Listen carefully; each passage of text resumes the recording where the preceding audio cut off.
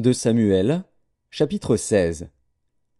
Lorsque David eut un peu dépassé le sommet, voici, Tsiba, serviteur de Méphibosheth, vint au-devant de lui avec 2 ânes bâtés, sur lesquels il y avait 200 pains, 100 masses de raisins secs, 100 de fruits d'été, et une outre de vin.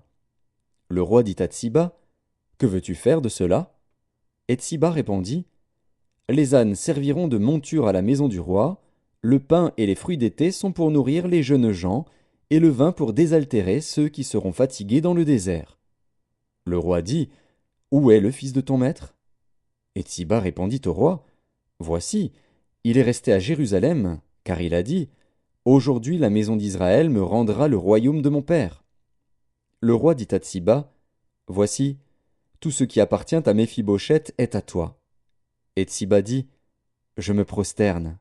Que je trouve grâce à tes yeux, ô roi mon seigneur. » David était arrivé jusqu'à Bachurim.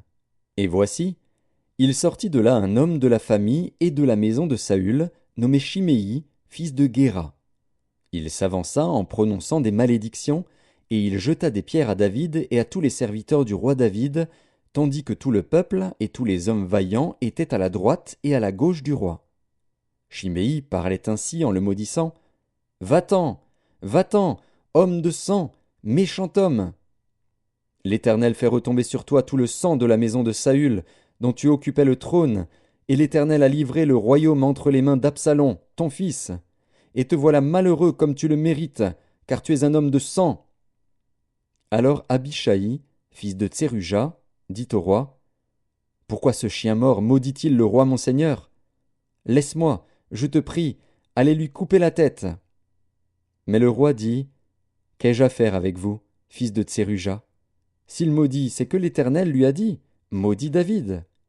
Qui donc lui dira, pourquoi agis-tu ainsi ? » Et David dit à Abishai et à tous ses serviteurs, « Voici, mon fils, qui est sorti de mes entrailles, en veut à ma vie, à plus forte raison ce Benjamite.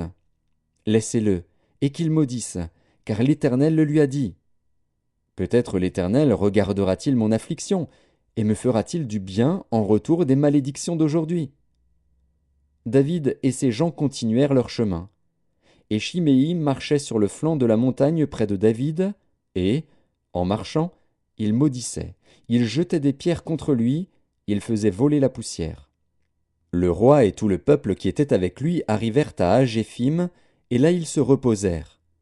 Absalom et tout le peuple, les hommes d'Israël, étaient entrés dans Jérusalem, et Achitophel était avec Absalom.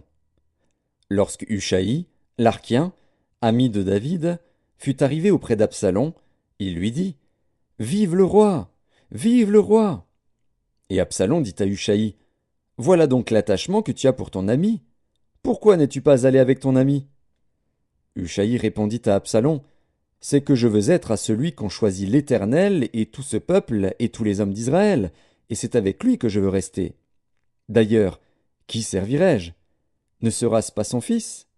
Comme j'ai servi ton père, ainsi je te servirai. » Absalom dit à Achitophel, « Consultez ensemble, qu'avons-nous à faire ?» Et Achitophel dit à Absalom, « Va vers les concubines que ton père a laissées pour garder la maison.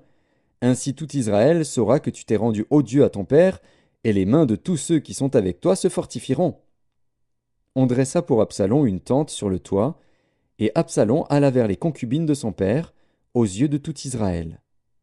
Les conseils donnés en ce temps-là par Achitophel avaient autant d'autorité que si l'on eût consulté Dieu lui-même. Il en était ainsi de tous les conseils d'Achitophel, soit pour David, soit pour Absalom.